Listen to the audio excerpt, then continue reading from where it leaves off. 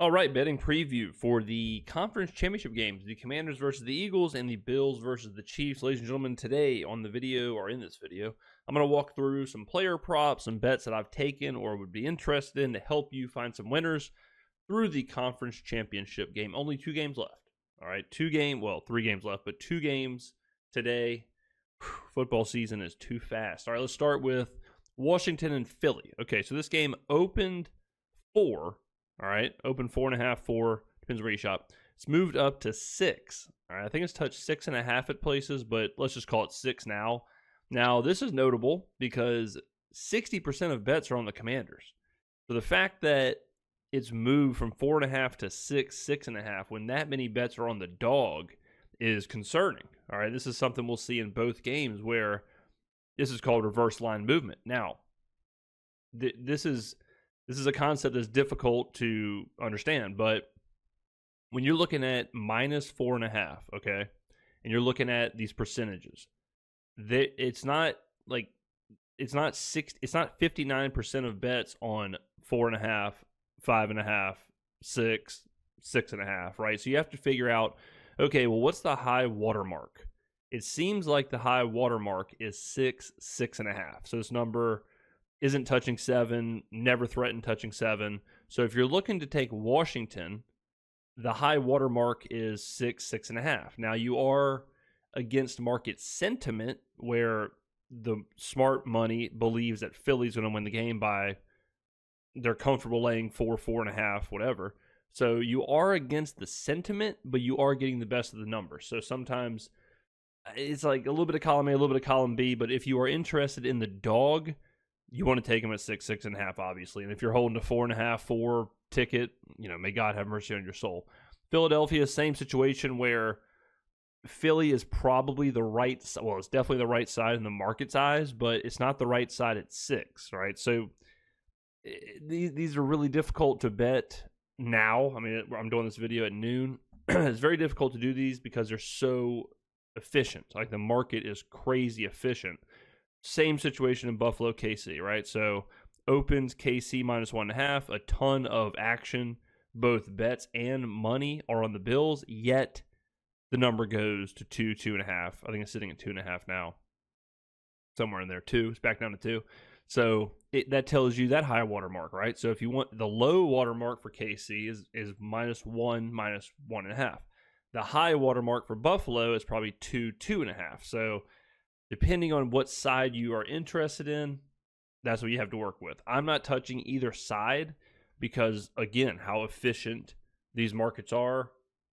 I'm not a fan of getting the worst of the number. So if Buffalo got to 3, I would be interested, but it's not going to. Why would I take 2 and I could have had 2.5? Same with KC. Why take 2 and I could have had 1.5? You see what I'm saying? So the only thing I'd be interested in is potentially Washington, and that's because of Jalen Hurts' knee injury. Plus, you have a dog that can score, but I think we can get at that with some props, okay? So that's the market as far as, like, market reading. Total-wise, the interesting thing would be the under in Washington-Philly. So 76% of bets are on the over. Public loves the over. 71% of bets on Buffalo-KC. But the money is where you want to be. So 65% of the money is on the under. All right. So let's see what the total has done. So the total has trended down. Okay. This is more great reverse line movement. So the under in Washington, Philly looks like the right side. Again, you're getting the worst of it. It opened at 48.5, 46.5 now, 47 in some spots. And then Buffalo, KC, it's ticking up, so it opens 48.5. Now it's up to 49, 49.5.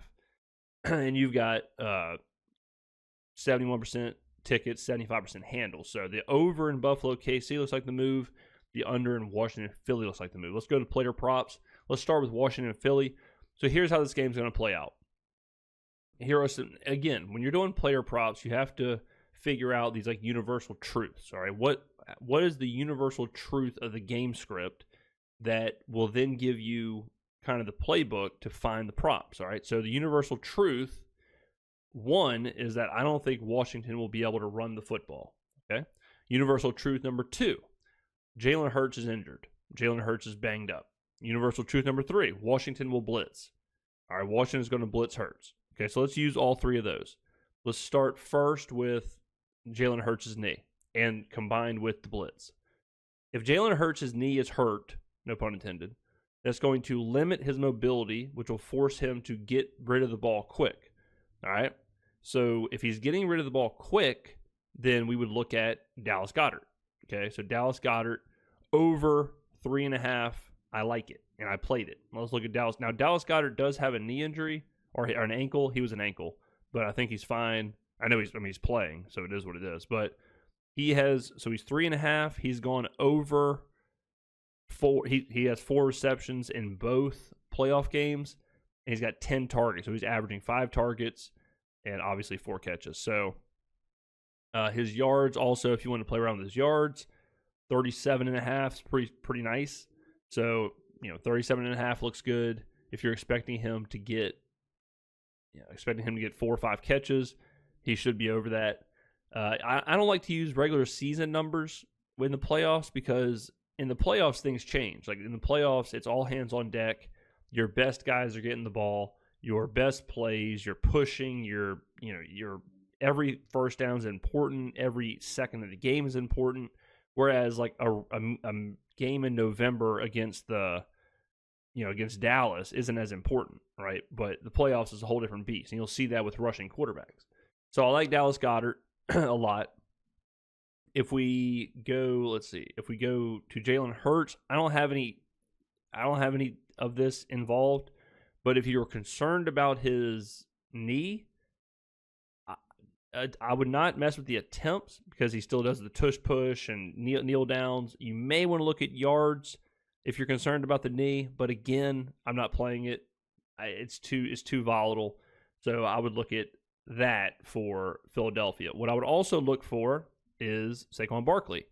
Okay, so if Jalen Hurts is getting rid of the ball quick, if he's under duress, if there's a blitz, what does that lead to? It leads to Saquon Barkley dumps or screens or whatever else. So I played his over receiving yards. I got it at 12.5 at MGM. I know some people have it at 11.5. So shop around. But again, if we look at Saquon, okay, now this is something else where you got to factor in like he's going to be on the field more in the playoffs than he would in the regular season. He's the best player, right? So last week, 4 catches on 4 targets for 27 yards.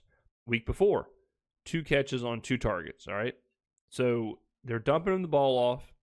You increase the blitz. You increase Hurts is off the bad leg, getting the ball quick, whatever.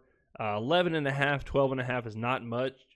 So I would take a look at the yards over the receptions, but that's just me. Then we go, okay, so then let's go to Washington. All right, so if Washington cannot run the football, then you could take a look at like Brian Robinson unders, his under yards if you want. It's still kind of low.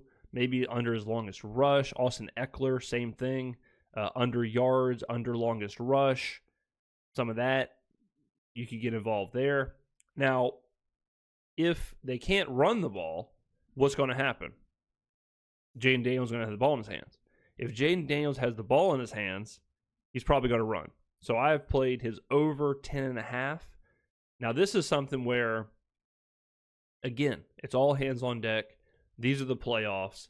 The best players are going to be doing everything they can. So any 3rd and 3, 3rd and 2, 4th and 1, whatever, Jayden Daniels is running the football. All right, let's go to the stats here. If you look at his rushing attempts, I mean, these are kind of crazy. 16 carries against Detroit, 13 carries against the Bucks. Okay, I mean, you're talking about almost 15 carries a game in the playoffs, and those are in wins. Okay, if he's supposed to be losing, if we think Philadelphia is going to be winning, then you can inflate these even more. So I would take a long look at his attempts over anything else. I think the attempts are there. I like it. If he's down, he's got the ball in his hand. The more he has the ball in his hand, the more he's going to run. The less that they can rely on Brian Robinson and Austin Eckler, the more he's got to throw.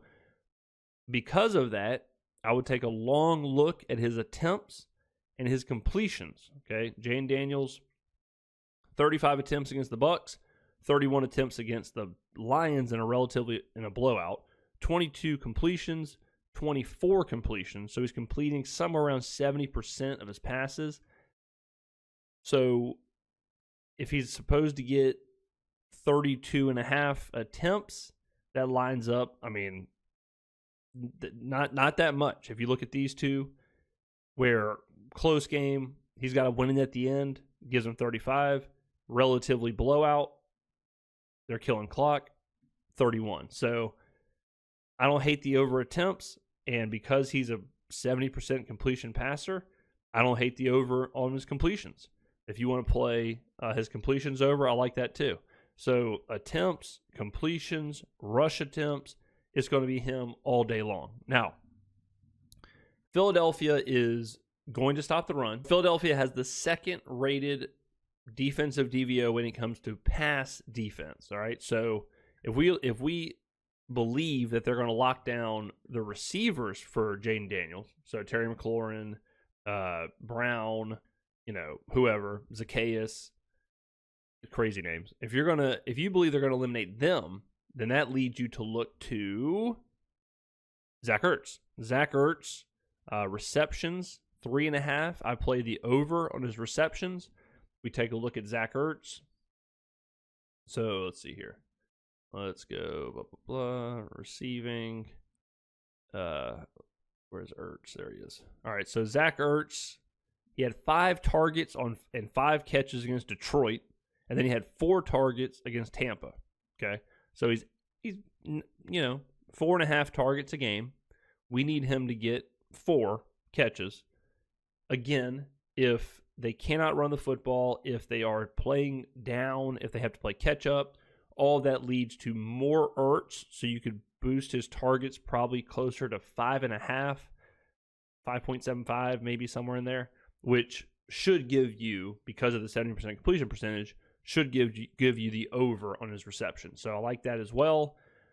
So that's what I have for this game. So for this game right here, all those universal truths. Now you could play, let's talk about Saquon. So Saquon, you're talking about 120 yards is his yards. 23.5 is his attempts. So if you want to get down on Saquon, if you want to try and say, hey, they're going to run him 28 times a game, whatever, Washington sucks at run defense. They are 26th in run defense. If you think all that's going to happen, what I would tell you to do is take his alt numbers, get 150 plus, get 175 plus, get 200 plus, and do it that way. But I'm not touching it. It's just, call me old school, but I can't take that. I mean, I can't take a 27.5 yard longest rush. That's absolutely insane. If we go back to DVOA, so real quick, if you look at pass defense, Washington is 20th, but again, you have to factor in Lattimore, changes those numbers a little bit. So I've seen some people say that AJ Brown is worth a look.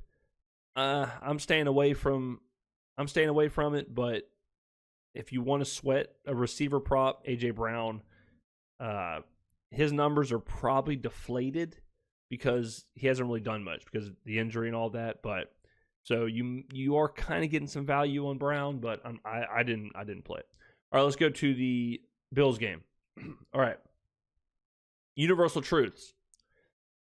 Buffalo cannot cover the middle of the field. Universal truth number 1. They get destroyed by tight ends. They can't do it. They don't want to do it. It's just not in their repertoire. Okay, so that obviously leads to Travis Kelce. Okay, Travis Kelce's numbers are crazy inflated. 6.5 is the number on his receptions. 70 is basically his number on yards. Here's where we're going to get after it. A young man named Noah Gray. Okay. Second tight end for the Chiefs. Go down here. Check the stats. All right, we look at Noah Gray. All right, there we go. All right, Noah Gray against Houston. 3 catches, 3 targets, 13 yards, 4.3 average. Okay. Because Travis Kelce's numbers are so inflated, you're getting a deflated Noah Gray. Again, 3 targets, 3 catches. Buffalo cannot cover the middle of the field, and Sean McDermott's a defensive head coach. He will be game planning for Travis Kelce. So, if they're game planning for Travis Kelce, trying to take away Kelce, Marquise Brown and DeAndre Hopkins didn't have a catch last week. What does that lead you to? That leads you to Noah Gray, 1.5 over, and his yards over. This is a little bit higher. I think I got mine at like 13.5, maybe something like that. So I love the 1.5. I love the receiving yards. Okay, so we're all over that. Next, Isaiah Pacheco. So Isaiah Pacheco has done absolutely nothing. Okay, he is falling out of favor as far as the main back. Kareem Hunt has become the main back. Now there's some literature out there on the Chiefs moving around the offensive line, left guard playing left tackle now. That's changed things for Pacheco and Hunt. So you have to go back and all 22 all that. But I'm playing Pacheco unders. He had 5 carries against the Texans. 5 carries for 18 yards, a long of 10. So 4 carries for 8 yards beyond that one. I took his longest rush under. I got it at 11.5, so it's already moved. But you could also take his rushing yards under if you want. You could take his rushing attempts under. 8.5 is probably okay. 7.5 is a little crazy. But 8.5, yeah, I mean, they're obviously going to Kareem Hunt. I don't know if they're going to be able to run the football super successfully. Buffalo's the 8th ranked rush defense. I think they know that Buffalo can't stop them through the air. So I think this is going to be a Patrick Mahomes dink and dunk game. That could also lead you to, if he's got the ball in his hands a lot, could lead you to pass attempts. Those are pretty high. But, I mean, those are pretty high. I'm not going to lie. 40 attempts, way up there. Maybe you get after it with completions. 24.5, I'd look at that. I'd also look at his rush attempts / rush yards. Rush attempts 4.5, not bad. He tends to scramble in these big games if he's got the ball in his hands a lot. Could be kneel downs, could be all that. Rushing yards 24.5, or you could do the longest rush. Could do both. Probably hard for him to get over the yards without getting the longest rush. So I'd take a look at those. As far as the Bills, so on the Bills, I'm taking a look at Josh Allen, obviously. Josh Allen is a perfect example of if he's got to win the game, if he's got to do it, if it's all on him, if his hair's on fire, if they're down 3, down 10, down 7, he's running, okay? Here's what the Chiefs are going to do. They're going to get a ton of pressure on Josh Allen, ton of pressure up the middle. Here's what the Bills are not going to be able to do. Run the football, okay? So if it's 3rd and 1, 3rd and 2, 3rd and 3, 4th and 1, 4th and 2, 4th and 3, goal line, whatever, Josh Allen's running. Last game, he had, I think, 8 carries. Let's take a look. He had 8 carries, and none of them, go take a look at Joshua. All right. Go to the game log. ESPN.com's killing me. So he had 10 carries, all right, last week. Were some of these kneel downs, though? Because I think he had 8, and then I think he had kneel downs. But he didn't have any scrambles. These were all like designed runs. Okay, so he's averaging 9 rushes a game without really scrambling. All just designed, all just QB power, all just goal line and kneel downs. Now you factor in that he's probably going to be playing from behind on the road against his arch rival with a trip to the Super Bowl against a team that they can't run against. So all those like James Cook carries, things like that, if Kansas City is just stuffing all that, that's going to stop. So love Josh Allen rush attempts. Not so much his yards. I'd definitely go with the attempts because, like I said, a couple kneel downs, a couple goal lines, you're rocking and rolling. Touchdowns, hard to imagine him not scoring. Hard to imagine them being in this game if he doesn't score. I'd be very interested in this market. 115 at DraftKings, 125 at FanDuel, readily available. 2 touchdowns, not insane. I mean, 7-1 at MGM, not crazy.